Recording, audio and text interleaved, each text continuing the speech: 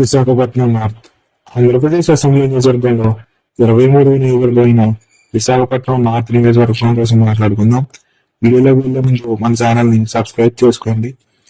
Visakhapatnam north నియోజకవర్గంలో మొత్తం ఒక మండలం ఉంది. అలాగే మున్సిపల్ వార్డులు 36 నుంచి 41, 44, 45, అలాగే 49 నుంచి 52 వార్డులు ఈ నియోజకవర్గంలో భాగమే. నియోజకవర్గంలో మొత్తం 2,80,151 మంది ఓటర్లు ఉండగా 2024 ఎలక్షన్లో 1,88,208 మంది వారి యొక్క ఓటు హక్కును ఉపయోగించుకున్నారు. బీజేపీ ఎమ్మెల్యే అభ్యర్థి అయిన విష్ణుకుమార్ రాజు గారికి 1,08,801 ఓటు పోలవగా వైసీపీ అభ్యర్థి అయిన కన్నప్పరాజు గారికి 61,267 ఓట్లు పోలయ్యాయి.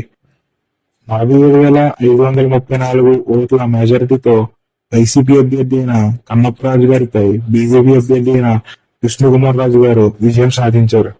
పెన్మెచ్చ విష్ణుకుమార్ రాజు అనే నేను శాసనసభ సభ్యునిగా ఎన్నిక